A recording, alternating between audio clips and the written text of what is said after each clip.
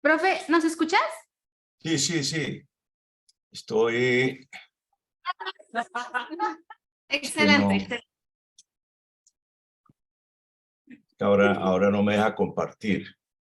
Me dice Listo. que... A ver, intento de nuevo. Tiene que ser el anfitrión para que comparta. Ya sí, es que ¿Lo toca saber cómo se dice cuando está aquí.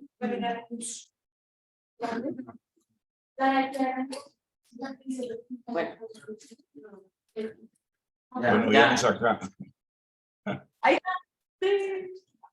Bueno, en tercer lugar, el consenso de Washington, el segundo imperio americano del 80 hasta hoy, o sea, el periodo de desindustrialización. El cuarto, la estructura productiva y el comercio. El quinto, conclusión y una postdata sobre el nuevo consenso de Washington. La revolución de la industria. Según Hobsbawm, la revolución industrial marca la transformación fundamental de la vida humana en la historia del mundo.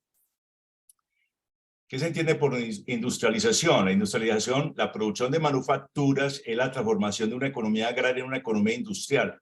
La economía progresa para ser dominada por la industria. Lo que se observa es un cambio estructural. La población pasa de trabajar mayoritariamente en el sector agrario a trabajar de manera creciente directa o indirectamente para satisfacer las necesidades de la nueva economía, la producción de bienes manufacturados. Sin capacidades estatales no hay desarrollo. Un Estado rico y sin poderes militares disuasorios dirigidos a los potenciales enemigos externos termina siendo depredado por ellos. Por eso estados más ricos que invitan a la depredación externa, lo que incentiva a los gobernantes a reunir la capacidad coercitiva para resistir esa depredación. Una vez más, la riqueza es endógena a la capacidad de defensa. Inglaterra se hizo relativamente rico y protegió esa riqueza, además de aprovecharse la riqueza de otras sociedades a través de las inversiones de las capacidades del Estado. En general, no hay ejemplos de estados ricos y que no hayan construido sus capacidades estatales, tanto legales como de defensa. El gasto del gobierno como porcentaje del PIB, simplemente ilustrativo. Aquí, como pueden ver, entre 1880 y 1985, el gasto de los países desarrollados, Francia, Alemania, Japón, Suecia, Reino Unido, Estados Unidos, pues prácticamente están por encima, casi están alrededor del 40%, incluso Suecia llega al 65%. El capitalismo, como lo conocemos, solo tiene después de la revolución industrial unos 250 años. Digamos que la humanidad estaba atrapada en la trampa malthusiana. Pues, quiere decir esto con un bajo nivel de recursos que limitaba el crecimiento de la población y una baja tecnología, y con la revolución industrial pues hay un gran crecimiento de la producción y que origina la divergencia económica entre las naciones. Aquí se puede mirar ese gráfico, digámoslo en cierta manera, el mismo, pero ya diferenciando por países, Estados Unidos, Reino Unido, Japón, Argentina, China, Ghana, y posiblemente nosotros estemos por aquí abajo igualmente. Los salarios reales por hora en el obrero de la construcción en Inglaterra igualmente aumentan. Esto es importante porque la industria es la escalera del progreso social. La industria paga un plus salarial y arrastra los salarios de los otros sectores.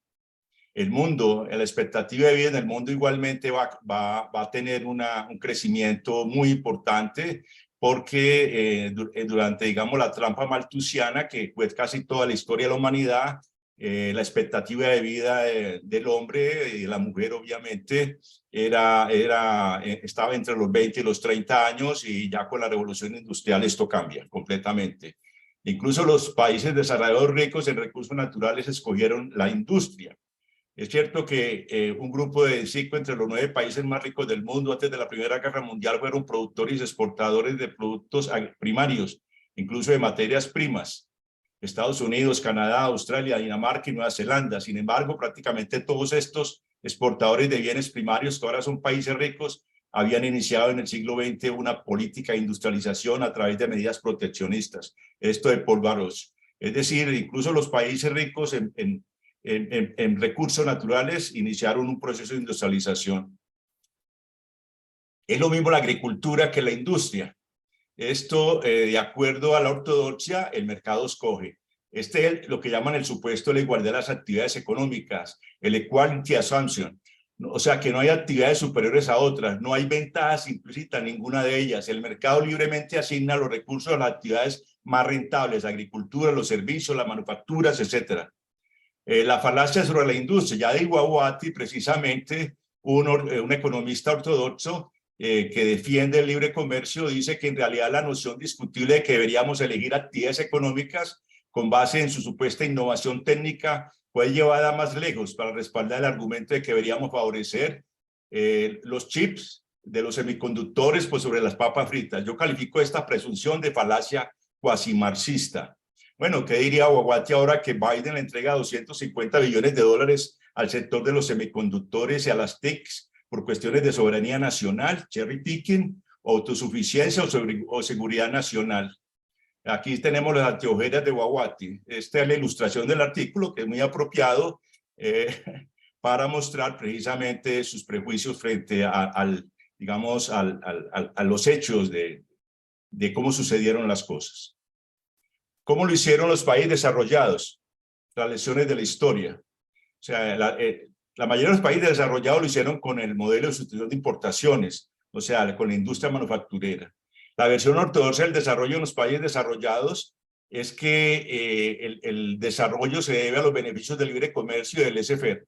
La creencia de que los países más ricos tenían éxito porque protegían la manufactura, le dio respeto a la política industrial. Eso resultó ser una mala lectura de la historia. Es decir, mercado libre sin intervencionismo estatal. El marco de esta política es lo que se llama hoy el consenso de Washington. O sea, hay una ilusión de que el desarrollo de los países desarrollados de hoy se debe precisamente al libre mercado y al libre comercio, pero los hechos de la historia, digamos, refutan esta visión. Sin embargo, la historia, virtualmente, dice Murphy, cada país que ha experimentado un crecimiento rápido de la productividad de los niveles de vida en los últimos 200 años lo ha hecho por la industrialización, sean esto la Gran Bretaña del siglo XIX o Corea y Japón del siglo XX. El comienzo de Inglaterra, precisamente el pionero industrial es productor de lana. Federico Lis, en el sistema natural descrito en 1837, señala que Inglaterra, un país periférico, atrasado y productor de materias primas. Sin embargo, a principios del siglo XVIII, Inglaterra dominaba los mercados de Europa. ¿Cómo lo hizo Inglaterra? Lo hizo con aranceles, con leyes de navegación, con tratados comerciales, el Tratado de Meuen entre Inglaterra y Portugal, el Tratado de Edén entre Inglaterra y Francia, que obviamente favorecían a Inglaterra los dos, el poder militar que lo lleva al dominio de los mares y la hegemonía económica.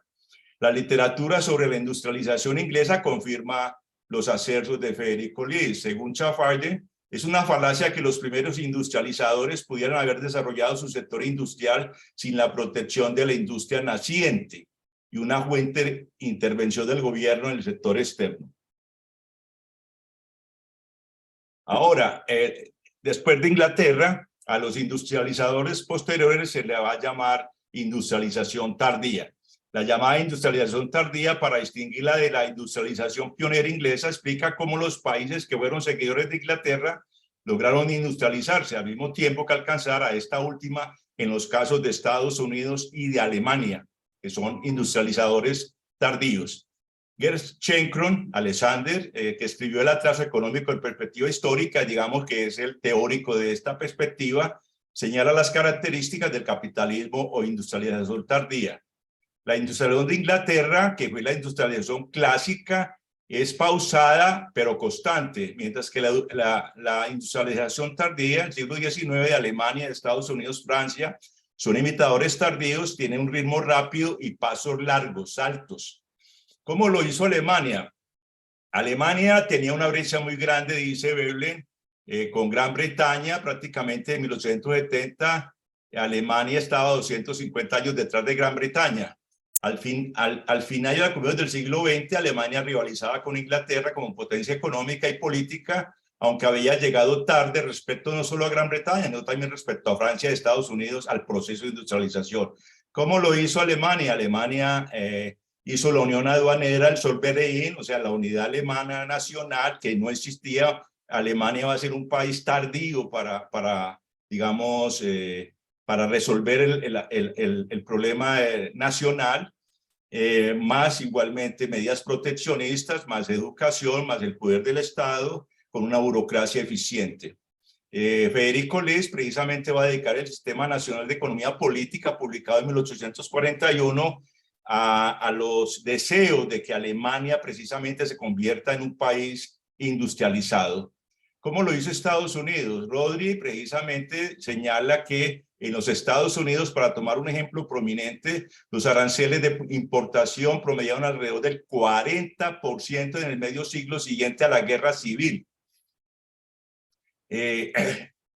Stephen Cohen y Bradford DeLong escribieron un libro muy interesante que se llama La economía concreta. Este libro, el enfoque de Hamilton a la política, al crecimiento económico, que es precisamente, digamos, el modelo de la economía nacional de que va a hablar Lis, y Lis no es más sino el desarrollo de eso. O sea, este texto, la economía concreta, se refiere precisamente a hacer, digamos, a copiar las experiencias exitosas y no simplemente a copiar los marcos teóricos abstractos.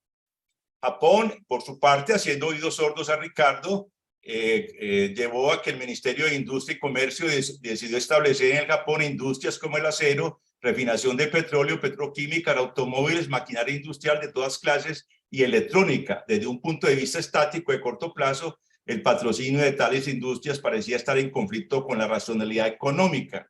Sin embargo, desde el punto de vista de largo plazo, estas eran las industrias donde la elasticidad de ingreso, la demanda es alta, el progreso técnico es rápido y la productividad del trabajo se incrementa más rápido. Este es el libro de Chalmers, precisamente donde explica el milagro japonés, el MITI, que es el Ministerio de Industria y Comercio del Japón, y Chalmers hace este libro sobre Japón. La característica de la industrialización tardía es una característica importante de la autonomía del Estado. Buchanan explica en la autonomía del Estado para actuar frente para crear las competencias sociales y compartir los riesgos de los inversionistas privados como condición de crecimiento económico y Estado fuerte. Puede ser autoritario o democrático. Un Estado fuerte es más bien un Estado que es capaz de actuar independientemente de las élites tradicionales, los intereses creados y las consideraciones de parentesco de clan. Por el contrario, si la acción soberana está limitada por entidades o los intereses que representan principalmente a las élites tradicionales, como hace el caso de América Latina, pueden ser especialmente perjudiciales para el desarrollo económico, porque esas élites a menudo se benefician del statu quo y por lo tanto se resisten a todas las formas modernizadoras. El grado de intervención del Estado, la diferencia entre Inglaterra y el capitalismo tardío para Buchanan, la característica diferencial general que señala Grzeszczynski a los países de capitalismo tardío es la acción del Estado, mucho más fuerte en el capitalismo inglés, mucho más fuerte que en el capitalismo inglés. Smith versus Hamilton, aquí una imagen. En América Latina vamos a tener una industrialización de tipo tardía. Este es el texto de Previs que se conoce como el Manifiesto, el desarrollo económico de América Latina y sus principales problemas, publicado en 1950 en la línea, digamos, de todos los pensadores desarrollistas. El punto de partida de los recursos para Estados Unidos era mucho más favorable que para América Latina. Incluso las 13 colonias inglesas en Estados Unidos y Canadá fueron consideradas económicamente como de interés marginal para ese entonces. Pero entonces, ¿por qué era América Latina no se ha industrializado? Esa es una pregunta bien importante. A pesar de que tenía los recursos, no lo ha hecho. América Latina, la industrialización secuencial entre 1940 y 1980. La industrialización de América Latina, a diferencia de los industrializadores tardíos de Grzeszczynski, o sea, de Estados Unidos, de Francia, de Alemania, según la visión de Hirschman, el proceso fue secuencial e involucró menos ruptura con el pasado, pero por esto mismo fue menos intensivo en aprendizaje y careció por mucho tiempo de la fuerte ideología industrialista y del peso de la burguesía industrial en la estructura de poder que señaló Grzeszczynski para los países europeos. La industrialización de América Latina es una industrialización secuencial y emigrada. La industrialización de América Latina se caracteriza como secuencial, sin saltos abruptos, conformada de etapas, con poca y una débil autonomía por parte del Estado, y unos agentes industriales que en gran parte fueron emigrados de los países de Atlántico Norte, con pocas excepciones, y que por lo mismo exhibían poca fuerza sobre las élites tradicionales para hacer exigencias. Se exceptúa Colombia y Brasil, la industrialización nativa, o sea, los auges cafeteros a finales del siglo XIX y principios del XX, respectivamente, dieron lugar a periodos de expansión industrial dirigidos por empresarios nacionales que no estaban en modo alguno ligados a los intereses importadores. Esto igualmente es de Hirschman. Harbinson Ralph escribió un texto, fue editor de, este libro de Arthur Lewis, Desarrollo Tropical, 1880-1913. Hay un texto de Harbinson Ralph sobre Colombia, hay un capítulo. Este texto de Harbinson realmente yo no lo he visto referenciado acá en Colombia por casi nadie. Solamente le he visto una referencia de otra referencia, dentro de una referencia a Carlos Ortiz. Los tardíos de América Latina, la industrialización fácil, o sea, la característica de la industrialización de América Latina fundamentalmente fue en bienes de consumo, mientras los países de industrialización tardía como Alemania saltaron etapas a la de bienes intermedios como la química, y en América Latina nos quedamos en la etapa de bienes de consumo. Los países de industrialización tardía no fueron capaces de saltar de esta manera, como lo hicieron los países tardíos como Alemania, Estados Unidos y, bueno, también igualmente Japón. Otros factores negativos del modelo ISIR, no solamente que hubiera sido, digamos, emigrada, no solamente que el Estado no tenía autonomía, sino también, digamos, que la protección arancelaria y los subsidios fueron casi permanentes, sin contraprestaciones por parte de los beneficiarios en términos de valor agregado y exportaciones. Poca inversión en ciencia y tecnología, poca integración regional, mercados pequeños que obstaculizaban la industrialización y la obtención de economías de escala, endeudamiento externo y crisis de balanza de pagos, intervención del Fondo Monetario Internacional, austeridad. La inversión extranjera igualmente se señala por su mayor peso relativo que en el este asiático. Decía precisamente que la inversión extranjera que no sustituye importaciones, que no promueva las exportaciones, no es conveniente para Latinoamérica porque es una política que ayuda al estrangulamiento externo. La inversión extranjera, según Chan y Green, en casi todos los países desarrollados restringieron la entrada. O sea, no es precisamente como en América Latina que ha habido una gran recepción de capital extranjero desde el siglo XIX y a todo lo largo del siglo XX. Sin embargo, la industrialización por sustitución de importaciones fue exitosa en América Latina. Un descuido del centro, dice Alice Alden. O sea, ¿por qué se hizo una industrialización en América Latina? Alice Alden responde que precisamente que el imperio estaba ocupado. Entonces, digamos, en un descuido, en América Latina logramos hacer una industrialización importante. Y según Pablo Astorga y sus compañeros, el periodo principal de desarrollo en Latinoamérica durante el siglo XIX fue entre 1940 y 1980, el primer imperio americano de Alden, cuando el imperio se había dormido con América Latina. Hubo un aumento sin precedentes en el crecimiento económico y el mejoramiento social, salud y educación. El consenso de Washington, el segundo imperio americano, hoy según Alden, hasta hoy, el imperio se acuerda de nosotros, la desindustrialización. Existe la ilusión o la pretensión de que todos los países gozan de una soberanía plena y que son entidades políticas iguales. Sin embargo, la realidad es completamente distinta. La relación entre naciones es una relación de poder. Es decir, hay países que son dominantes y otros subordinados y otros que son intermedios con más grados de libertad que los segundos. El libro de Colley, profesor de Relaciones Internacionales de la Universidad de Princeton, Imperialismo y el Mundo del Desarrollo, la Gran Bretaña y los Estados Unidos conforman la periferia global, convierte al imperialismo en un concepto necesario para comprender el siglo XIX, pero también el presente desde la perspectiva de los países periféricos. Este es el libro de Colley. Igualmente hay un libro muy importante que se llama El Superimperialismo, de Michael Hudson. Aquí digamos, la importancia de este texto de de Hobson es precisamente, digamos, el aspecto de la dominancia o el dominio del dólar. El dominio del dólar, o sea, el patrón dólar y la dominancia del dólar en el mundo. El objetivo del imperio es abrir las puertas de los otros. El objetivo del imperialismo es la búsqueda de oportunidades económicas, mercados y el control de las fuentes de recursos naturales en beneficio de la nación hegemónica. Estados Unidos en el siglo XX también entendió que para el logro de sus intereses económicos era necesario abrir las economías periféricas. Abrir las puertas de los otros se convirtió en la ideología estadounidense del imperio informal en el siglo XX, especialmente después de la segunda posguerra.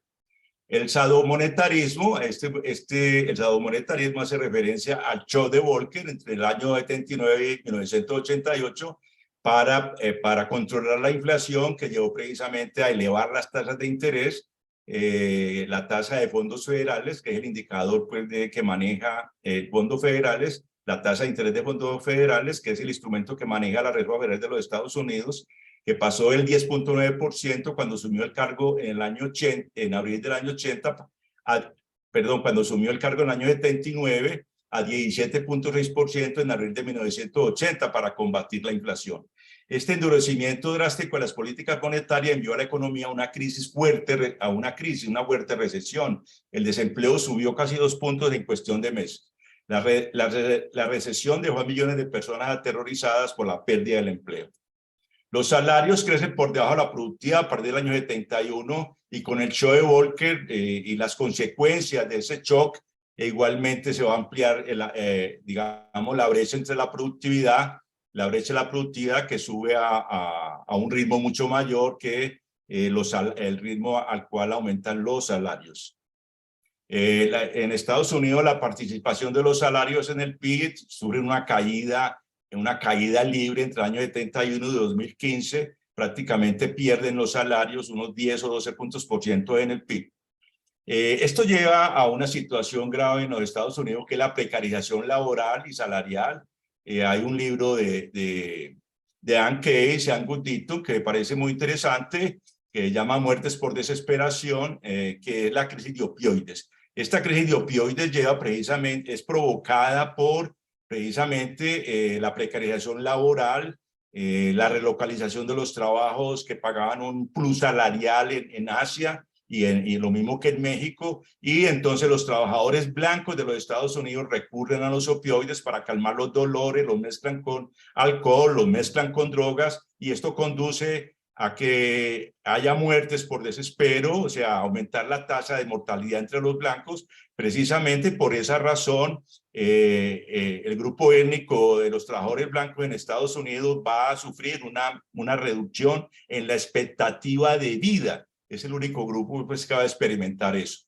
Aquí tenemos igualmente los encarcelamientos. Los encarcelamientos prácticamente coinciden con el shock de Volcker y el desempleo y la precarización salarial. Pero igualmente va a tener un daño colateral. El shock de Volcker lleva a la crisis de deuda en América Latina en el año 82. Esto va a conducir a los programas de ajuste estructural, o sea, ajuste para pagar la deuda a los bancos privados, conduce precisamente a ajustar el gasto público para generar superávit fiscales primarios para pagar la deuda. Y esto, digamos, estructura el llamado Consenso de Washington. Igualmente, algunos señalan que la caída del socialismo real también se debe al shock de Volcker. O sea, el shock de Volcker es un hito muy importante en el siglo XX para explicar fenómenos de transformaciones sociales muy importantes. El shock monetario de Volcker, precisamente para Colley, desarticuló el modelo cepalino con los programas de ajuste. La aplicación del Consenso de Washington, desarticulando el modelo cepalino de importaciones, que fue muy exitoso entre el año 50 y el 80 en América Latina, abrió la economía. La coerción fue deliberada y poderosa para restringir seriamente la elección de políticas económicas de los gobiernos latinoamericanos, a pesar de que los prospectos eran muy poco favorables para el crecimiento económico, como en realidad lo fueron. El Consenso de Washington, gobierno pequeño, mercados libres y moneda sana. Aquí vamos a tener los 10 mandamientos del Consenso de Washington, pero lo que uno tiene que preguntar, o sea, los aranceles disminuyen o se eliminan, privatización de los servicios públicos, privatización de las empresas públicas, reformas tributarias, protección a los derechos de propiedad, patentes, regalías, etcétera. Pero la pregunta es si con esta agenda se desarrollaron los países desarrollados de hoy. Como lo hemos visto hasta ahora, la respuesta sería negativa. El consenso de Washington es la expresión de los intereses de los Estados Unidos. No es más que la expresión de los intereses económicos de los Estados Unidos agenciados por organismos multilaterales para abrir las economías latinoamericanas a los bienes y servicios norteamericanos y a las inversiones de sus empresas transnacionales. Todo este consenso de Washington, todo este decálogo se implementaron con los tratados de libre comercio. Los tratados de libre comercio incorporan los propósitos del consenso de Washington, que son tratados bilaterales entre los dos países que combinan la liberalización del comercio y la inversión con una fuerte protección a los inversionistas extranjeros. Los TLC, más que tratados de comercio, son tratados de protección a la inversión y de protección a las patentes y derechos de propiedad intelectual.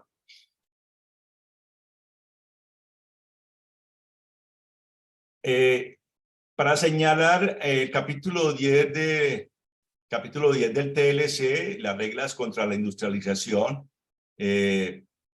precisamente protegiendo la inversión extranjera. Se eliminan, en los TLC se eliminan los requisitos de desempeño, o sea, porcentaje de exportaciones, no se exige. Se eliminan las exigencias de partes nacionales, o sea, porcentaje de valor agregado nacional, no se exige. Eliminación de las limitaciones a la repatriación de utilidades, porcentaje, no hay ninguna limitación a la repatriación de utilidades. No hay obligación de inversiones conjuntas de capital extranjero y de empresas nacionales. Tratamiento nacional a la inversión extranjera, tratamiento de nación más favorecida. China juega con otras reglas. ¿Qué quiere decir que China juega con otras reglas? Lo importante es señalar que China acepta el capital extranjero en China, pero exige requisitos de desempeño, o sea, porcentaje de exportaciones. Elimina las exigencias, exige un porcentaje de valor agregado nacional, es decir, un porcentaje de compras nacionales y de partes nacionales. Le pone limitación a la repatriación de utilidades. Tiene que haber, digamos, una reinversión de las utilidades en China. Y hay obligaciones de empresas conjuntas entre capital extranjero y empresas nacionales. O sea, los TLC recortan mucho más para América Latina y África y otros países sus posibilidades de desarrollo, mientras China le pone condiciones al capital extranjero, y eso tiene que ver obviamente con su tamaño y su importancia, la importancia de China en términos de los mercados. China juega con otras reglas. Este libro de Joe Stotwell precisamente explica cómo China trabaja, cómo China funciona. La estructura productiva y el comercio. Los mitos del libre comercio, simplemente pues hay el libre comercio es bueno para todos los países, todo el mundo se beneficia importando productos más baratos, la protección es populista, los vientos promueve la competencia y la eficiencia. Los países deberían exportar lo que ellos son buenos para producir. La desindustrialización no tiene importancia. Esto, pues, digamos, lo ponen en una caricatura, en esta imagen. Me parece importante. ¿Qué significa el libre comercio? Libre comercio significa la especialización productiva. El libre comercio significa eliminar las restricciones arancelarias, impuestos a la importación y no arancelarias al comercio, como los subsidios. El libre comercio está basado en las ventajas comparativas de costos relativos que conduce a la especialización productiva. Ganan los consumidores con precios menores, ganan los productores con costos menores debido a la productividad surgida de la especialización. Ganamos todos, ganan todos. Ahora, ¿son los países más especializados más desarrollados? Entonces la pregunta sería que no. Entonces dice Pietronero, ¿por qué nadie lo había notado? Un primer intento que define la competitividad en términos de la diversificación se ha hecho recientemente por Hidalgo y Hausman en el Observatorio de Competitividad Económica de la Universidad de Harvard. Otra metodología alternativa es la de Luciano Pietronero, que acabo acá de mencionar, para medir precisamente el grado de diversificación de las economías y la complejidad de las economías. O sea, los países desarrollados son más complejos y más diversificados, no más especializados. O sea, los países pobres, al contrario, son más especializados y menos complejos tecnológicamente. Aquí precisamente esta gráfica es de Pietronero y aquí vemos precisamente los países por orden de especialización, de diversificación. Alemania con 9.500 productos, 504, Alemania, China, Italia, Japón, Estados Unidos, Francia, etcétera. O sea, los países más desarrollados son más diversificados.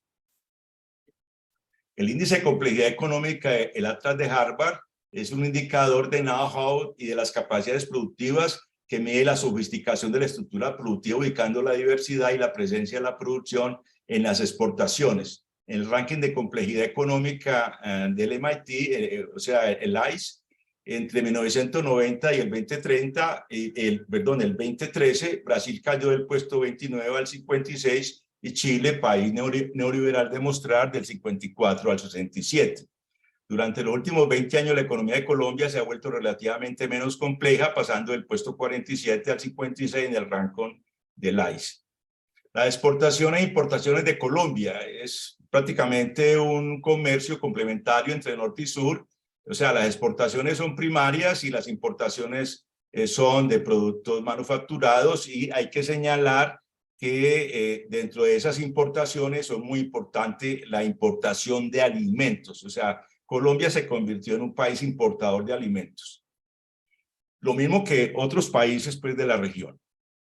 Las exportaciones de Colombia en 1995, más especialización, menos diversificación, primarización, caída de la industria. Aquí tenemos el café principalmente y luego tenemos hacia la derecha tenemos el petróleo y otros productos, pues digamos, naturales, con muy poca importancia pues de la manufactura de que exportamos.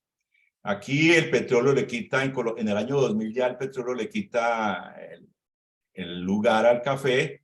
Igualmente aquí tenemos otra vez en el año 2021 tenemos el petróleo, digamos, liderando el comercio exterior de Colombia, y el café un poco más reducido. Colombia, las importaciones son bienes de consumo y de capital. Aquí, como pueden ver, aquí tenemos equipos de transmisión, computadores, medicamentos, carros, etc. En resumen, sobre Colombia, el Observatorio de Complejidad Económica de Harvard, la estructura económica colombiana, la complejidad de Colombia ha empeorado varias posiciones en la última década. Se agregaron 11 productos en los últimos 15 años, y estos productos contribuyen con $6 en ingresos adicionales per cápita en el 2018. En el 2018, Colombia se ha diversificado en muy pocos productos para contribuir a un crecimiento sustancial de ingresos, según el Atlas de Harvard.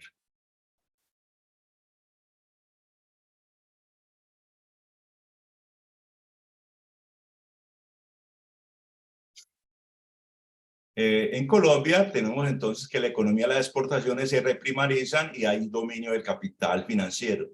El sector minero energético, que representa actualmente el 5.3% del PIB, genera cerca del 51% de las exportaciones del país. Sin embargo, las exportaciones mineras entre el 75 y 84 representaron solo el 0.4% del total anual, según la ANDE. Ahora, el tamaño del sector FI, que es el sector de finanzas, seguros y sector inmobiliario en Colombia, para el año 2000, 2010 y 2016, prácticamente llegan al 21%, digamos, comienzan en el 2000 con el 21% y en el 2016 llegamos al 23,1%. Ahora, lo que hay, este sector de FIRE, el que considera el sector, digamos, rentista de la economía, tiene incluso más importancia que la agricultura y la industria sumados conjuntamente. La industria y la agricultura sumados conjuntamente apenas llegan como al 20-21%, mientras que el sector, digamos, FIRE tiene un tamaño muy grande para la economía colombiana. Aquí esta ilustración, el mundo trabaja para los bancos, una ilustración clásica. Hay una reprimarización de las economías latinoamericanas, como lo acabamos de ver en el caso colombiano. O sea que las economías latinoamericanas se desindustrializaron, se reprimarizaron, y el sector financiero aumentó su tamaño y su importancia. Los salarios industriales, que significaban un plus Pero los salarios de otras actividades prácticamente dieron paso a los servicios de bajo valor agregado y a la informalidad laboral con ingresos precarios. En Brasil, como en otras partes del mundo, escogí a Brasil porque Brasil es el país más grande de América Latina y digamos que el más importante, digamos, en términos económicos.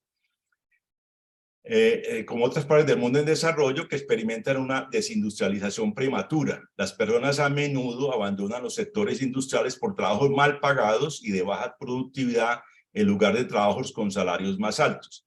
Aquí, para notar lo siguiente, desindustrialización prematura es la que está viviendo, digamos, América Latina, en los términos de que América Latina nunca llegó la industria a los porcentajes del 30, 35, 40% que sí vieron en los países desarrollados, que también tienen desindustrialización, pero que en América Latina, a diferencia de los países desarrollados, la gente que pierde el trabajo de la industria no va hacia digamos, los sectores de servicios de altos salarios, sino a todo lo contrario, van los sectores de servicios, van a los sectores de servicios con bajos salarios. O sea, como en el mundo desarrollado hay una desindustrialización en términos de que cada vez más, digamos, la fuerza de trabajo laboral disminuye en el sector de las manufacturas, aunque se mantiene el porcentaje, digámoslo, de producción industrial. Pero la gente que sale de la industria, por lo general, sale hacia sectores de alto valor agregado. Claro, hay otros que salen a trabajos precarios. Y esa parte, la parte delicada de la precarización salarial en los Estados Unidos. Esta es Brasil, las exportaciones de Brasil, como ustedes pueden observar. Tenemos que en Brasil igualmente hay un gran porcentaje de productos primarios y productos primarios tanto minerales como agrícolas.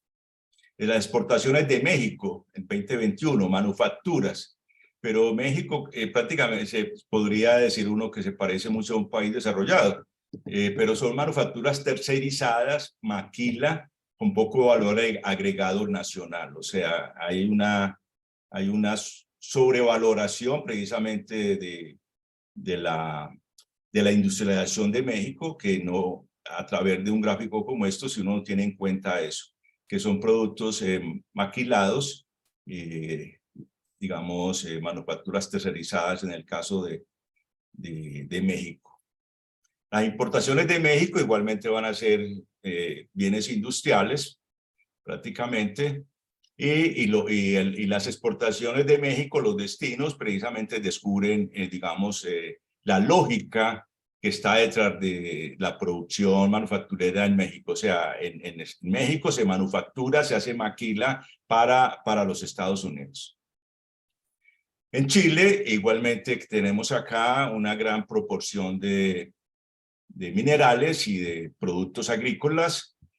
O sea, Chile es una economía primarizada.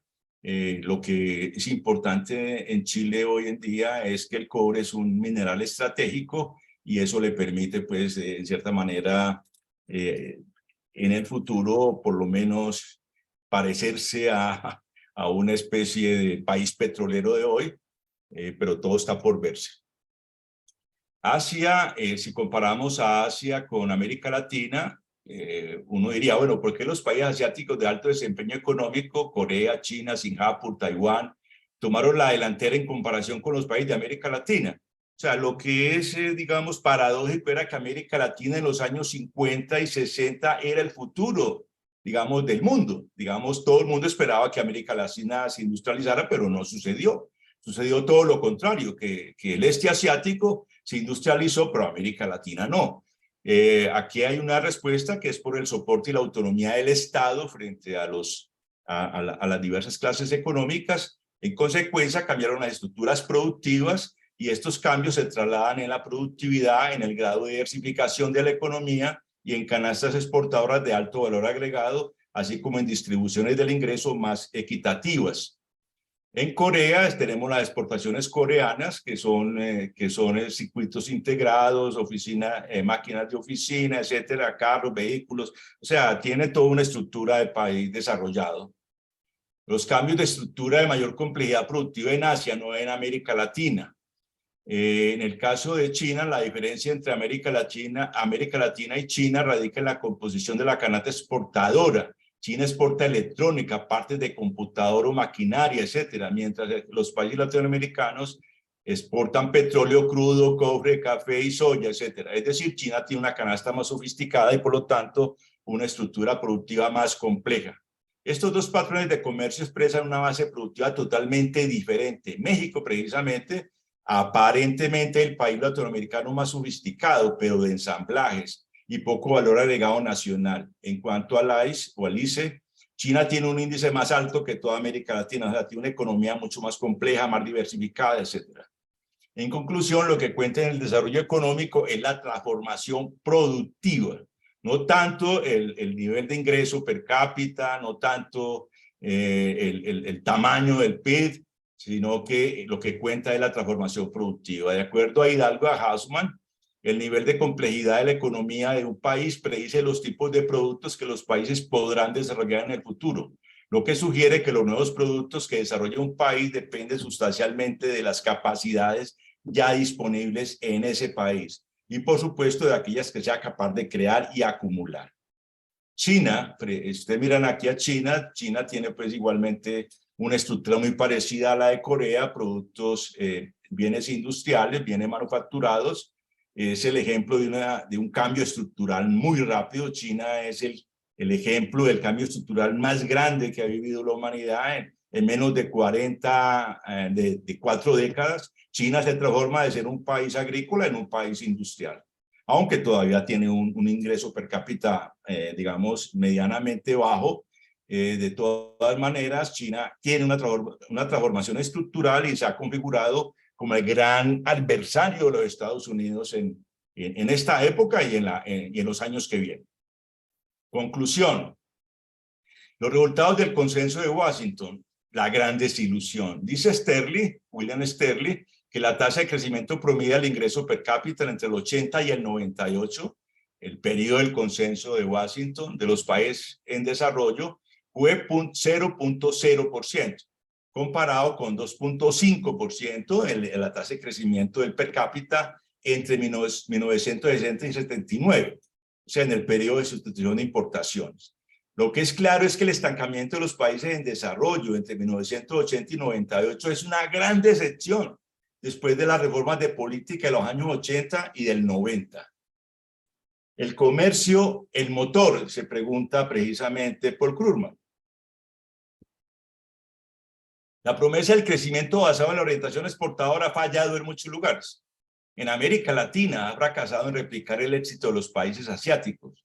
Las naciones latinoamericanas han liberalizado, privatizado y desregulado, con resultados que van desde decepcionantes, México, hasta catastróficos, Argentina hasta el 2001. Estos resultados encajan con la experiencia colombiana de desarrollo económico. Para Carlos Ortiz, profesor de la Universidad del Valle, señala que para la década de 1970 el régimen de política económica cambió de un entorno relativamente cerrado y una promoción activa de la industrialización a una economía cada vez más abierta, sin políticas de industrialización. Como resultado, la economía colombiana pasó de una aceleración económica de largo plazo a una desaceleración económica de largo plazo, y la actividad económica en su conjunto aumentó su especialización en actividades primarias y actividades de bienes intermedios altamente intensivos en recursos naturales. Aquí tenemos esta tabla de datos. El periodo de la industrialización por sustitución de importaciones se creció más que después de ese periodo, como acabamos de ver de manera global, tanto en Argentina, en Brasil, Chile, Colombia. Colombia entre el 50 y el 73 creció una tasa del 5,20% anual.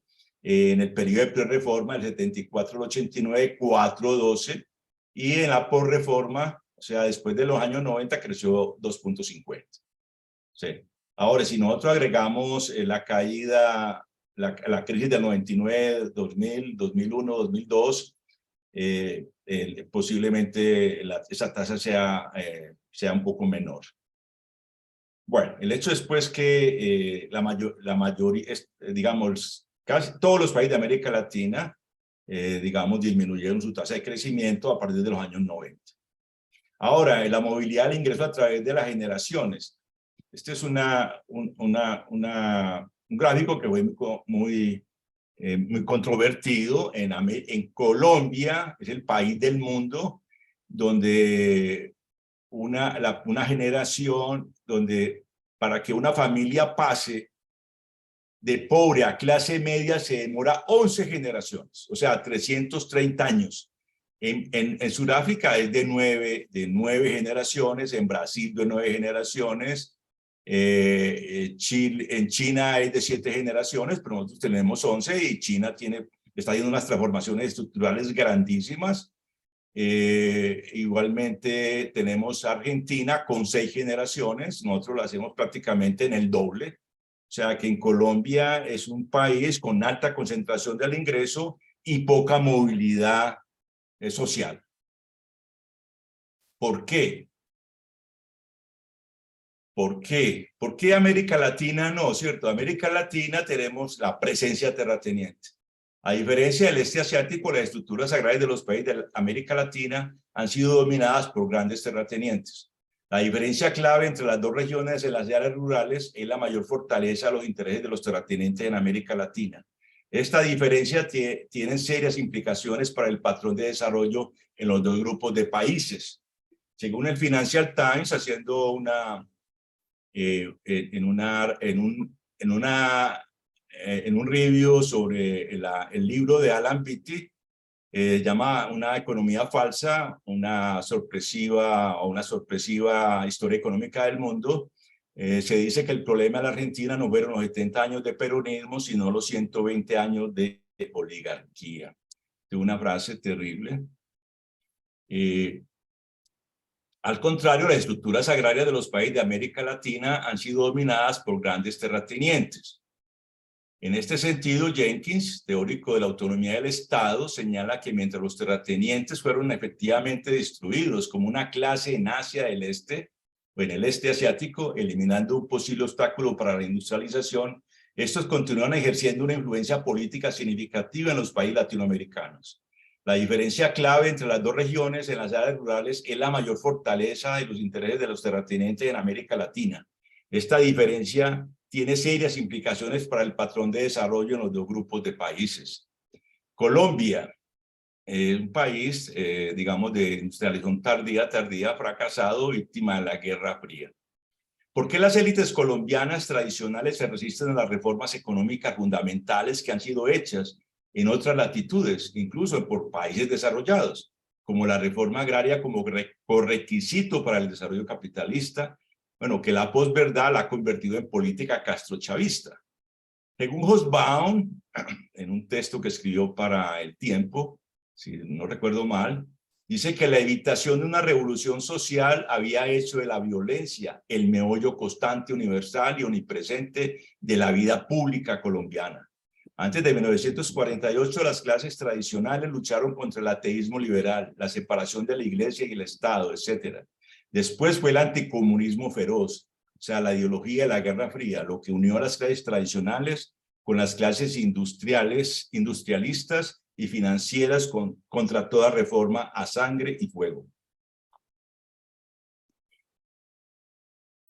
La distribución de la tierra en Colombia, este es el desempeño, digamos, la evolución del Gini. Tenemos un Gini en la distribución de la tierra cercana al punto 9, o sea, prácticamente completa desigualdad, lo que somos líderes en el mundo.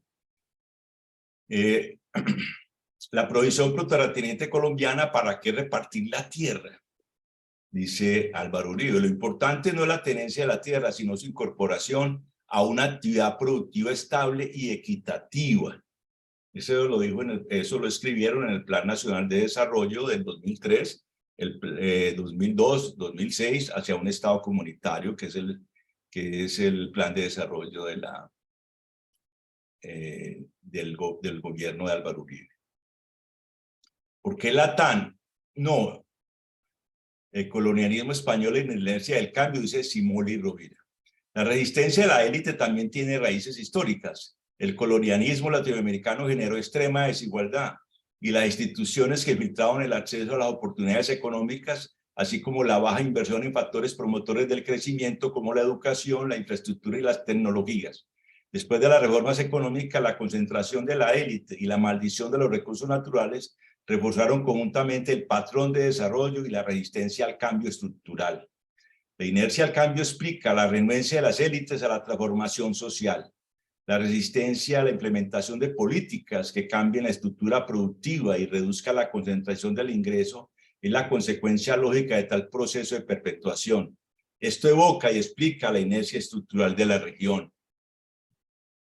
En cuanto a la CEPAL, precisamente la tesis es que el centro refuerza las estructuras primarias exportadoras. La demanda de materias primas por parte del centro, Inglaterra en el siglo XIX, refuerza las estructuras sociales agrarias de las clases conservadoras atadas a ellas.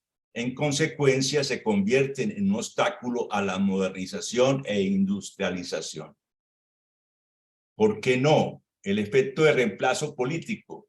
Según Simoli, Acemoglu y Robinson, en un trabajo conjunto desarrollan el concepto de efecto de reemplazo político para explicar por qué las élites pueden bloquear el cambio institucional y tecnológico. Las innovaciones a menudo erosionan las ventajas de las élites políticas, aumentando la probabilidad de que sean reemplazadas. Temerosas de ser reemplazadas, las élites políticas no están dispuestas a iniciar un cambio económico e institucional.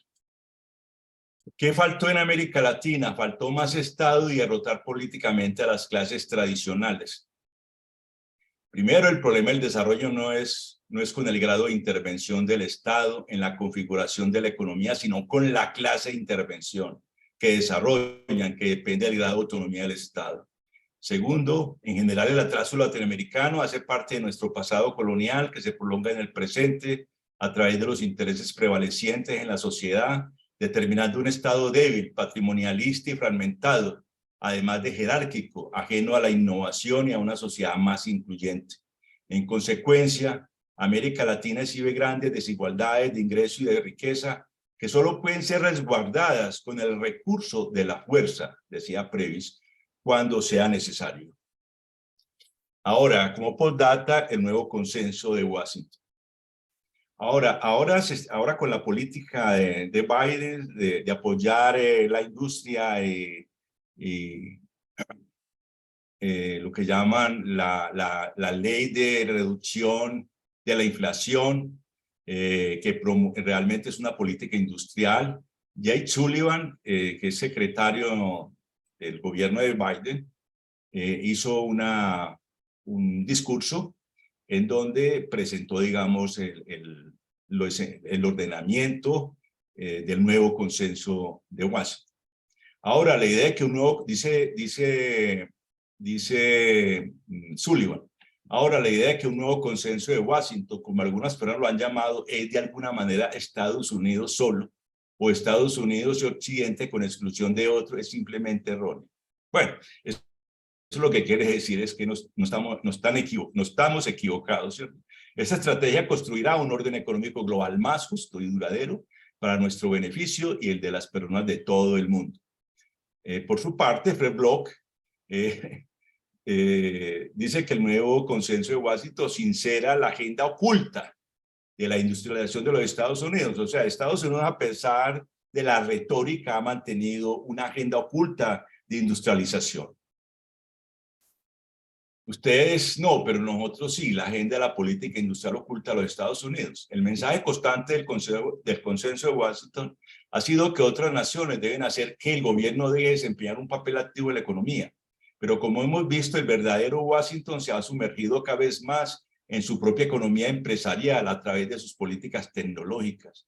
Además, la política económica exterior de Estados Unidos siempre insiste en que los gobiernos extranjeros deben tratar de manera idéntica tanto a las empresas extranjeras como a las nacionales. Sin embargo, en casa los Estados Unidos se centran en gran medida en apoyar a las industrias nacionales. Exponer este tipo de hipocresía sistemática podría y debería poder empoderar a quienes desafían la agenda fundamentalista del mercado de Washington. Esto en un texto de Fred Bloch que dice nadando contra la corriente. Hoy y siempre el Estado empresarial. Este libro de Mazzucato, digamos, en cierta manera revela ese Estado empresarial que ha estado siempre latente y activo, fomentando precisamente al capital privado, corriendo los riesgos, mientras el sector privado rentabiliza. Obviamente, con el nuevo consenso de Washington nos dejarán atrás si no hacemos nada por nuestra cuenta. A menos que Estados Unidos y la Unión Europea aborden de manera concreta las necesidades de los países en desarrollo, estos se quedarán atrás, dice Rachel Tracher en un trabajo que escribió para Europa Social. Nuestro lugar en el consenso de Washington para Sullivan, dice: considere los minerales críticos, la columna vertebral del futuro de la energía limpia. Porque la descarbonización es otra de las políticas claves de la agenda de Biden. Hoy Estados Unidos produce solo el 4% del litio, el 13% del cobalto, el 0% del níquel y el 0% del grafito, necesarios para satisfacer la demanda actual de vehículos eléctricos. Mientras tanto, más del 80% de los minerales críticos son procesados por un país, China. Digamos que la nueva política industrial es la respuesta de los Estados Unidos a la amenaza económica y hegemónica por parte de China en el mundo y del control de los recursos. En cierta manera, esto nos está señalando el lugar que vamos a tener en el nuevo consenso de Washington, es decir, vamos a seguir como puente de recursos naturales para los países desarrollados, tanto para Europa como para Estados Unidos. En este sentido, entonces, aquí tenemos esta caricatura, dice: primos, bienvenido, materias primas. Por lo tanto, debemos escapar del imperio. Este libro de Asden de 2007, o sea, el viaje de los países desarrollados a través del cielo y del infierno. Es un texto bien importante de Asden, precisamente evaluando el primero y el segundo imperio del siglo hasta hoy, pues digamos, en el siglo XX hasta hoy. Escapar del imperio, hacer lo que los países desarrollados hicieron, no lo que nos dicen que hagamos. ¿Qué fracaso ha sido la clase directora colombiana? Dice Fernando González. Nada de agricultura, nada de metalurgia, fabricación de máquinas y utensilios. ¿Qué fracaso ha sido la clase directora colombiana? Fernando González, Revista Antioquia, 1945. Muchas gracias.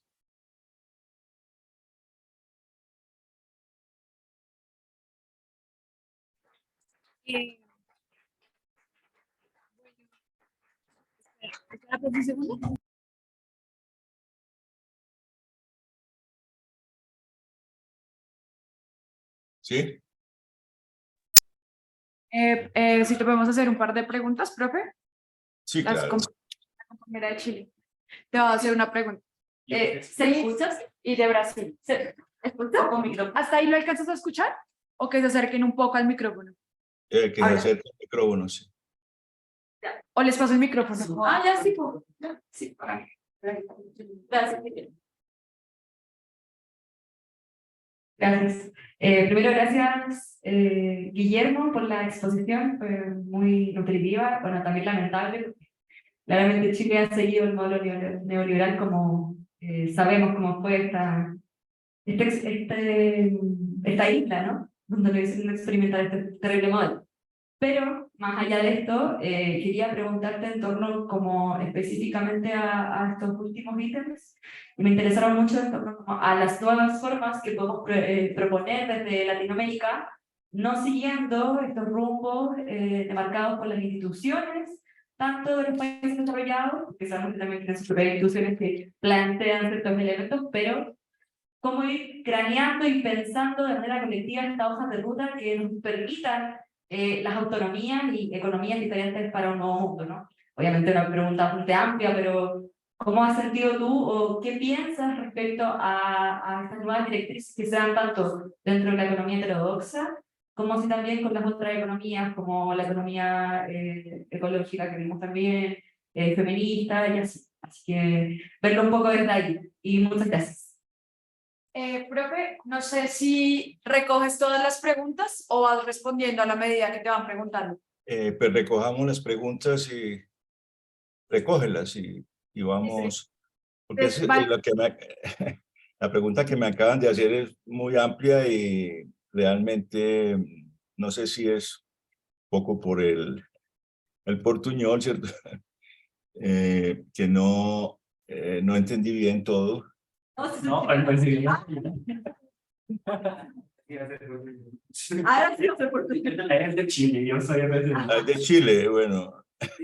No, pero no, me dijeron que de Brasil, no sé si, bueno, mis excusas a Chile, pues aquí por el...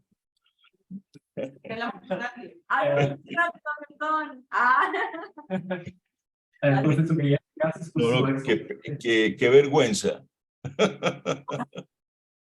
Bueno, pero bueno, entonces, a ver, ¿por qué no organizamos por qué no entonces me repite la pregunta? ¿Sí? Y entonces, que me repite la pregunta y entonces me dice primero, segundo, tercero y cuarto. Sí. Entonces, te la van a Lo que repetir. pasa es que soy chilena y bueno, hablamos un poco rápido, pero es eso. No, respecto a la última parte, en torno al no seguir lo que los países desarrollados nos plantean, como desde qué directrices consideras en tu análisis, como obviamente profesor y bueno, también crítico, elementos para esta nueva hoja de ruta que esperamos que podamos construir desde Latinoamérica. Un poco eso a grandes rasgos. Eso. Hola, professor, graças por sua exponência. De certo modo, isso da industrialização e o desenvolvimento desde o ponto de vista da história do pensamento econômico e em sua exposição, tu has passado por uma historiografia da industrialização e senti falta de uns brasileiros. Primeiro, eu queria dizer isso. Por ejemplo, hay una tradición para estudiar la industrialización. Sí, perdón, más despacio. Hay una tradición para estudiar la industrialización desde la historia del capitalismo que viene de la Escuela de Campinas. No sé si conoces María da Conceição Tavares, que conocemos por Escuela de Campinas. Y hay una tradición que se propone estudiar el desarrollo de la industrialización a través de una dupla perspectiva. Primero, hay que estudiar la industrialización analizando la fase del capitalismo actual que se inicia el proceso de industrialización.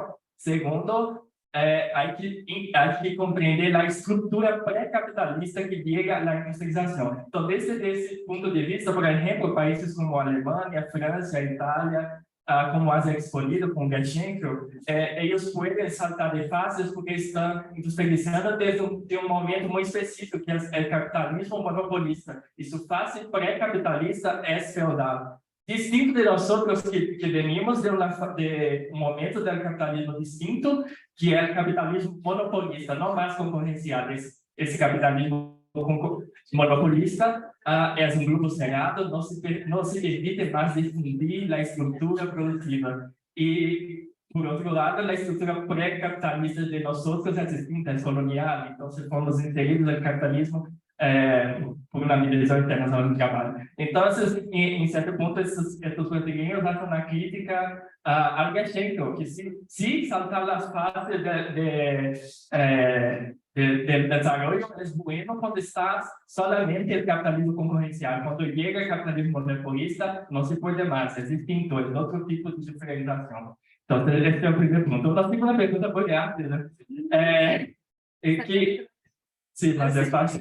Una segunda pregunta es que has pasado por la discusión actual sobre industrialización, complejidad, y siempre que estoy llegando a esta discusión sobre industrialización, me pongo pensando que tal vez estamos cometiendo un error, que es discutir la industrialización aislando de la economía política. Por ejemplo, los teóricos del desarrollismo, como Celso Furtado, Prebisch, al final de su vida, estaban proponiendo estudiar el desarrollo desde la perspectiva que integre la ciencia política, la sociología, hay que estudiar la estructura social, hay que estudiar la estructura de poder, porque en mi país, por ejemplo, en la industrialización en los años de 1970 estaba un alto grado de industrialización en Brasil. Sin embargo, el tipo de industrialización estaba generando más problemas sociales y atendiendo solo a una pequeña fracción de la población. Entonces, creo que el problema no es solo la llegada del neoliberalismo.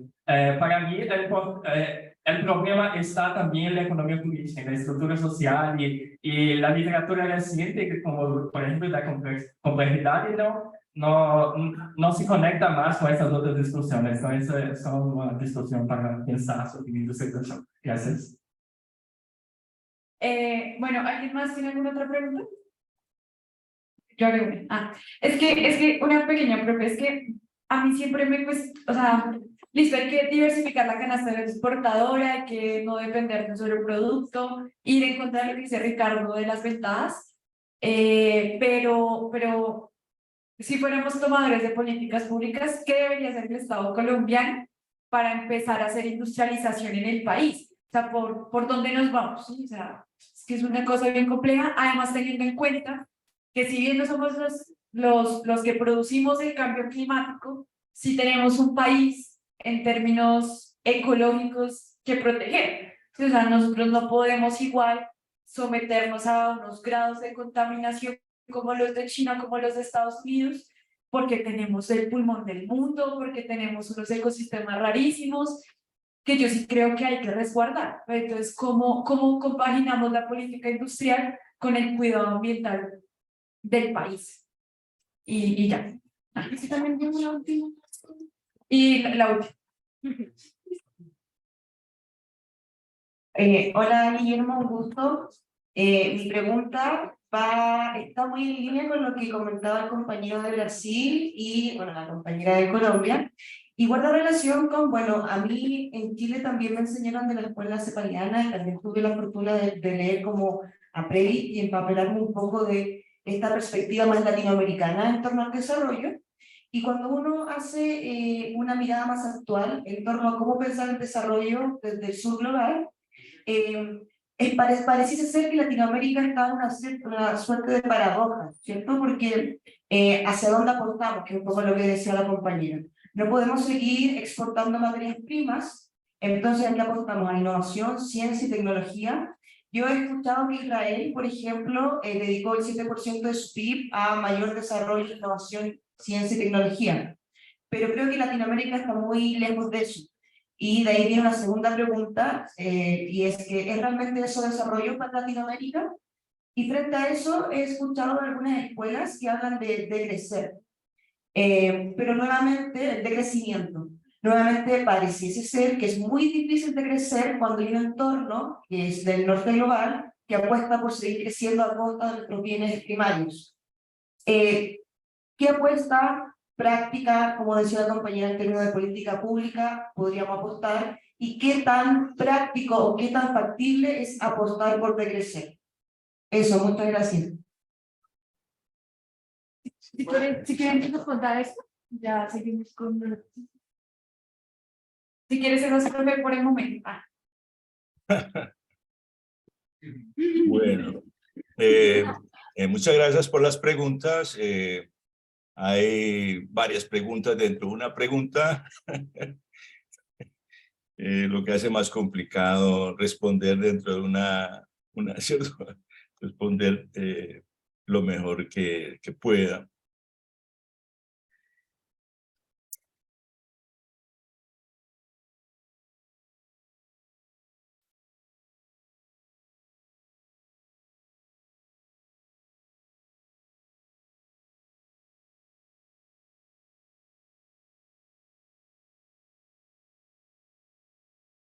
Bueno, me han preguntado sobre la nueva hoja de ruta para América Latina, la fase del capitalismo, la estructura precapitalista, la fase monopolista.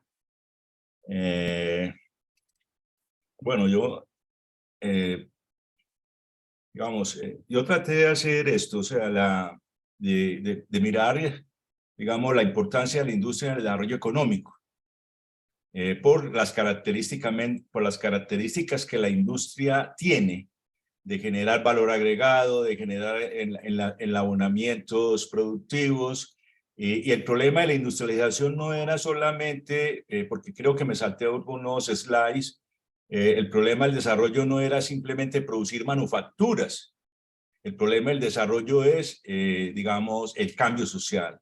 Crear una sociedad mucho más urbana, crear una sociedad más urbana, más incluyente, porque la vida urbana trae como consecuencia una vida pública más dinámica y por lo tanto más democrática. O sea, realmente la industrialización tiene también esos efectos.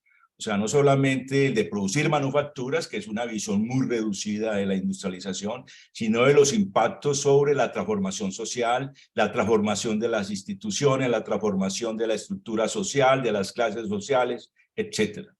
Yo creo que esa es la parte, digamos, definitiva de la industrialización. Y fuera de eso, digamos, el incremento en el nivel de vida de la población, en el sistema de bienestar, en el nivel de salarios que trae como consecuencia la industrialización. Digamos que esa parte, por esa razón, digamos, se defiende la industrialización, y Previs también lo entendía de esa manera, como una posibilidad de que América Latina tuviera un lugar en el mundo. Ahora, lo otro es que realmente el modelo cepalino tuvo, digamos, su éxito, ¿cierto? Tuvo un éxito importante, nos desarrollamos en el caso de Brasil, a través de una problemática de las dictaduras, de los gobiernos militares, etcétera, pero que se comprometieron con el desarrollo de la industria, y que hoy en día prácticamente ya la industrialización en Brasil, digamos, está digamos, bien recortada, y cada vez más se constituye en la relación con China en un proveedor de bienes primarios, fundamentalmente alimentos, en relación en la cual Brasil está profundizándola, pero que también Brasil quiere, digamos, transformar esa relación con China en términos de mejorar la complejidad de su economía. O sea, Brasil pretende, digamos, como miembro de los BRICS, tener un trato preferencial frente a China, en términos de que China transfiera tecnología y los brasileños igualmente se comprometan con producción industrial y con la transformación económica actual, digamos, en el contexto actual, ¿sí? O sea, de las tecnologías de la información y la comunicación. No es ya echar simplemente humo a través de las chimeneas, sino también de otro tipo de tecnologías que cada vez más son más importantes y más necesarias para, digamos, la transformación productiva y la complejidad económica, y por lo tanto para mejorar las condiciones de la sociedad. Ahora, el capital monopolista, bueno, de capital monopolista estamos hablando hace rato, ¿cierto? Digamos, desde el capital financiero de Hilfirden, por ejemplo, de Lenin, para hablar de los clásicos. De manera pues que ahora el problema en América Latina, el problema no ha sido solamente la articulación que hemos tenido con los Estados Unidos y con Europa, sino igual, o sea, no es solamente la relación externa, sino fundamentalmente las condiciones internas. O sea, eso que algunos llaman, digámoslo en cierta manera, el feudalismo, ¿sí? Para no entrar en discusiones pues de la naturaleza de las sociedades agrarias y esas relaciones de producción, etcétera. El hecho es que tenemos una sociedad tradicional fundada en el latifundio, tanto el gran latifundio exportador como el gran latifundio de bienes tropicales, como en el caso de Colombia, y de productor de de carnes, etcétera, que se convirtió en cierta manera en un obstáculo al cambio social en América Latina, que es diferente al caso, por ejemplo, de, digamos, en Asia, en el caso de Corea. En Corea, Corea fue una colonia japonesa entre 1911 y el 45, cuando fue derrotado Japón. O sea, Corea sale de esa guerra y luego queda dividida, pero en Corea, bajo el dominio japonés, Japón derrotó al Yanban, que era la organización de los terratenientes, los puso a pagar impuestos y en cierta manera dejó como herencia en Corea de una clase administradora eficiente, de una clase igualmente de una base industrial, porque Japón, digamos, impulsó la industrialización para venderle a Japón, para exportar a Japón bajo la forma colonial, pero eso creó un aprendizaje importante en los coreanos. En la historia coreana y en la tradición coreana, y eso sirvió posteriormente para, digámoslo, en cierta manera, impulsar a Corea a construir su economía incluso bajo la colaboración económica de los Estados Unidos, pero Corea siempre, porque tuvo ayudas internacionales muy importantes, monetarias de los Estados Unidos, pero Corea poco a poco se va demarcando esa ayuda y autónomamente va dirigiendo, va apoyando a los sectores económicos en contraprestación por los aranceles y los subsidios, y de una manera limitada, de manera temporal, va exigiéndole a los productores nacionales y va configurando grupos económicos que cada vez más compitan digamos, con los grupos del exterior y además exporten cada vez más. O sea, no es, lo de Corea no es, porque Corea en los años 50 y 60 era un país que tenía unos ingresos per cápita mucho más bajos que Colombia, que cualquier país de América Latina. Pero realmente Corea hoy, por ejemplo, está muy por encima de nuestras posibilidades en términos tecnológicos, en términos de ingresos, etc. De manera pues que Corea lo pudo hacer, Japón lo hizo, Japón bajo la ocupación norteamericana terminó y no solo terminó, digamos, hizo una reforma agraria, distribuyó la tierra en Japón. Además, desde la revolución Meiji en 1868, Japón se montó en el proceso de la industrialización. Japón envió a sus estudiantes a Alemania, incluso digamos, la influencia alemana en Japón es muy importante.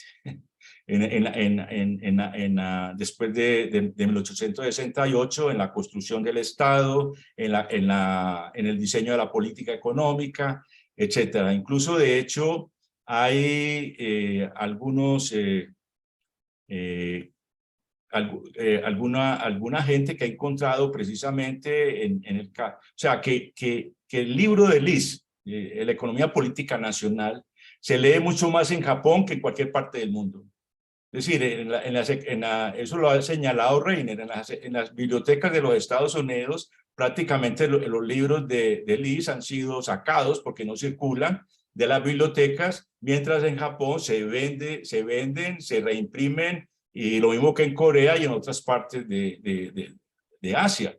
Lo mismo pasa cuando uno se pone a auscultar la influencia de Liz en América Latina. Uno va a encontrar influencias muy importantes en Brasil.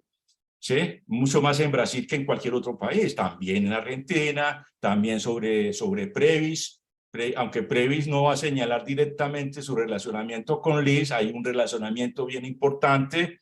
En Colombia no hubo, prácticamente no hay, solamente van a mencionar a Liz como alrededor del año 30 y lo va a hacer Alejandro López. O sea, realmente hay una diferenciación muy grande en América Latina en el conocimiento, digamos, de la literatura que, digamos, que hacía el énfasis en el desarrollo nacional. Además, el desarrollo nacional, la nacionalidad no es simplemente un asunto de una bandera. La nacionalidad es muy importante, incluso el caso de Lia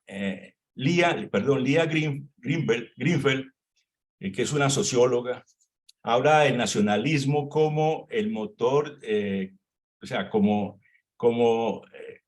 sea, que no fue la religión, como en el caso de Weber, sino que fue el nacionalismo. ¿Por qué? Porque el nacionalismo iguala, el nacionalismo nos hace iguales y el nacionalismo convoca no hay órdenes económicos entre los individuos y el nacionalismo iguala. Ese fue el gran grito, digámoslo así, la gran revolución inglesa, el nacionalismo.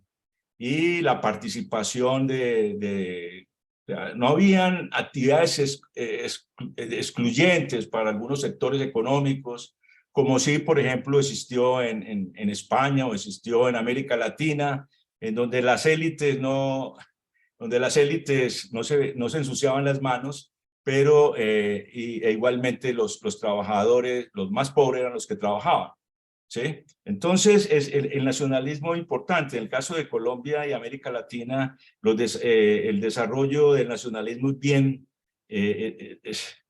bien recortado, bien difuso, y el nacionalismo se convierte básicamente en gritos de guerra contra los vecinos por fronteras y por partidos de fútbol. ¿Sí? Entonces, el nacionalismo fue una fuerza social muy importante, incluso las primeras, generalmente uno cree que las naciones vienen desde la caverna, ¿no? O desde las cavernas, ¿no? Las naciones tienen una vida realmente corta. Lia Greenfeld lo señala más o menos hacia 1600, que aparece la primera nación realmente, que es Inglaterra. Entonces, realmente la nacionalidad y el nacionalismo tienen una vida corta. El nacionalismo en Alemania era considerado subversivo, por eso Lis va a ser encarcelado y va a ser luego posteriormente se va a exilar en los Estados Unidos, en donde va a estar en contacto con, digámoslo, con los adversarios de Smith contra el libre comercio. Y ahí, digamos, en Estados Unidos, Lis va a desarrollar lo que llama la economía política nacional, en oposición a la riqueza de las naciones. Entonces, esos textos son muy importantes en términos de señalar la importancia, del nacionalismo y en la importancia del desarrollo económico, de la industrialización, pero no simplemente como un problema para producir manufacturas, sino para transformar la sociedad, para que la educación se desarrolle cada vez más, para que la sociedad sea mucho más democrática. Yo creo que esa es la parte importante, digamos, de esta línea de trabajo, de desarrollo económico, que algunos llaman el desarrollismo, el Estado desarrollista, que hoy en día, digamos, el caso de Chan, el caso de Reiner, podrían ser catalogados como los nuevos listianos, ¿cierto? Los nuevos listianos del siglo, digamos, XXI, que continúan con, digamos, promoviendo la industrialización, como la capacidad de las naciones para salir de la pobreza e igualmente para alcanzar niveles de igualdad, de más igualdad y de lucha contra la pobreza y mucho más democracia. Bueno, yo en los últimos 4 años le he dedicado mucho tiempo a toda esta problemática de la economía política nacional, a Federico List. Espero algún día poder sacar el trabajo y entonces poder hablar sobre eso ya mucho más a profundidad, pero digamos que es una perspectiva teórica importante. Ahora, el problema de la industria y el problema del medio ambiente. Digamos que el calentamiento global es el producto de las formas de producir y de consumir que existen en el mundo.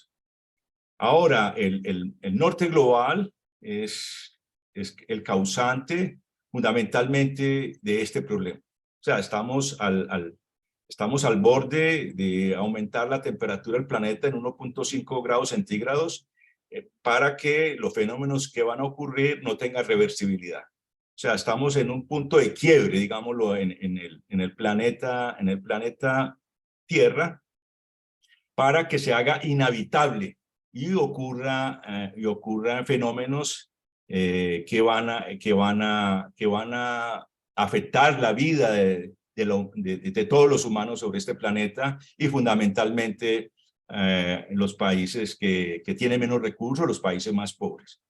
Ahora, o sea, este asunto obliga a que los países desarrollados replanteen sus estrategias productivas y de consumo, porque, digamos, un norteamericano promedio consume 30, 40, 50, 70 veces más de lo que consume un latinoamericano. O sea que el impacto de un norteamericano es mucho más grande que el impacto de un latinoamericano. El impacto de Colombia en términos de CO2 en la atmósfera es de 0.4, 0.8%. O sea, mientras que los países desarrollados tienen unos porcentajes mucho más altos, casi el 80% prácticamente, el 60 o 80% es producto de la forma de producir y consumir que satisfacen digamos, las necesidades de acumulación y de consumo de los países desarrollados. Ahora, ¿qué hacer frente a eso? Hay que hacer unos cambios importantes, se tienen que pellizcar. Ahora, el decrecimiento. No parece que lo estén pensando en serio, ¿cierto? No parece que lo estén pensando en serio. Existe, digámoslo en cierta manera, el optimismo de que con el desarrollo tecnológico, con los nuevos metales y las nuevas tecnologías se pueda superar el problema de la carbonización. O sea, se espera que haya una descarbonización, digamos, con los vehículos eléctricos, por ejemplo. Ahora, si nosotros cambiamos los vehículos a gasolina y petróleo por vehículos eléctricos, vamos a igualmente, el problema no se va a solucionar. Ahí vamos a tener un impacto muy grande. Hay gente que ha medido eso y piensa que realmente no es la solución. Y la solución a un problema de ese tipo sería el transporte colectivo público. ¿Sí? No el transporte como lo seguimos pensando en términos del auto individual, para la familia promedio, etcétera, y que el resto del mundo está tratando de llegar a eso como una especie de culminación de ciertos sueños individuales de un estándar de vida que se ha llamado pues, el sueño americano, ¿cierto? Digámoslo, en cierta manera, y domina las mentes de los habitantes del resto del mundo. La mayoría de la gente en el planeta quiere un auto, quiere una casa, ¿sí? Bueno, eso está bien, pero el problema de los autos es un problema que habría que pensar de nuevo. Ahora, nosotros deberíamos pensar en el decrecimiento. Los países, digamos, de ingresos medios y pobres.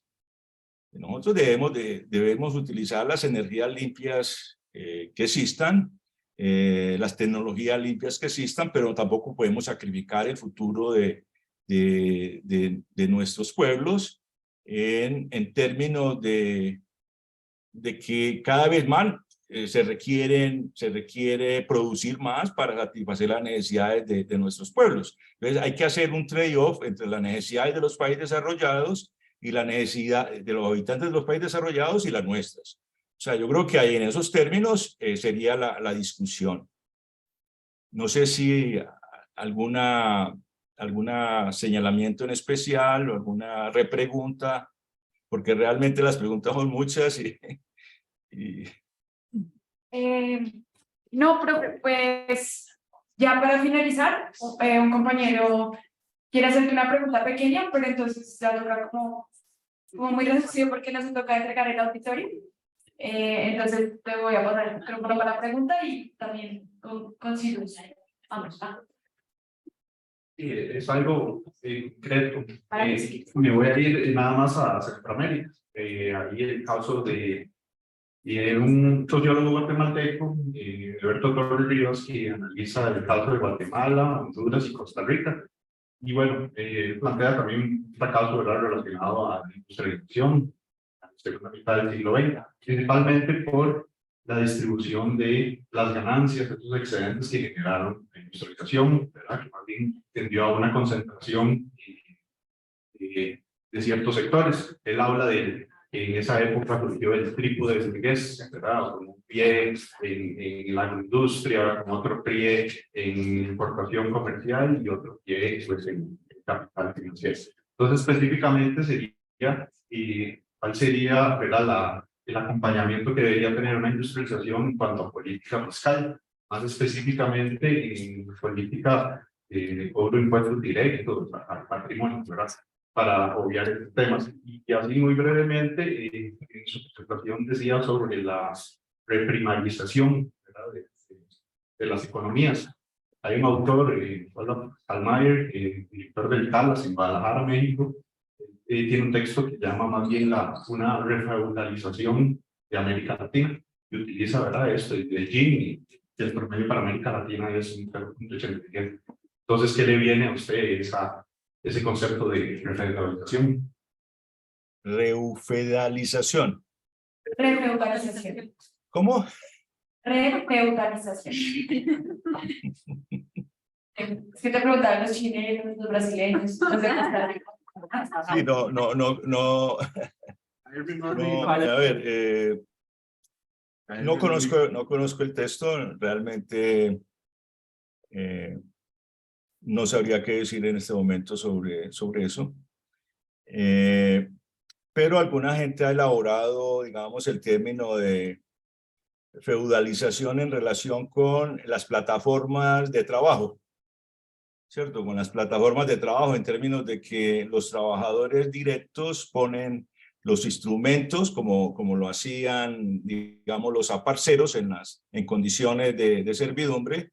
Los aparceros ponían las semillas o ponían sus herramientas y ponían el trabajo en la tierra, en las tierras del señor propietario, y en este caso en las nuevas plataformas, o sea, las plataformas funcionan como extractora de renta en términos de que las plataformas permiten de que los trabajadores directos se paguen sus salarios, se paguen el costo laboral y al mismo tiempo pongan parte del capital en sus carros, por ejemplo, en el caso de Uber, con sus coches, como dicen en España,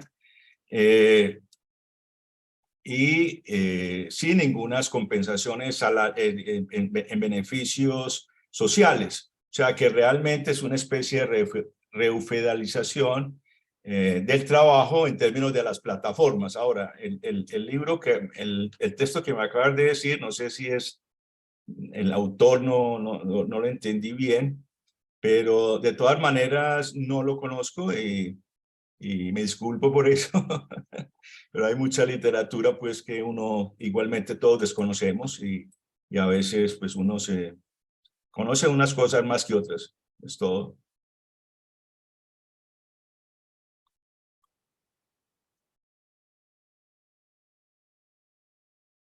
Bueno, no, creo que eso sería todo, profe, muchas gracias, ojalá, bienvenido a la ciudad de Bogotá cuando quieras. Y muchas gracias a todos y a todas por conectarse a los virtuales. Recuerden que nos vemos el 28, mañana es festivo, entonces no vamos a verlos.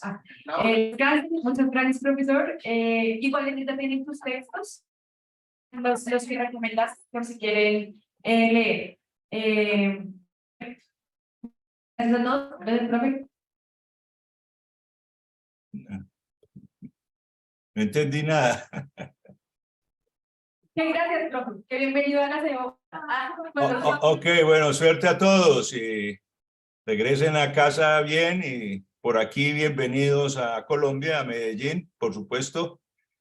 Cualquier cosa me pueden escribir en el caso cuando lleguen a Medellín y en los que les pueda servir a la orden. Que estén muy bien. Gracias. Ok.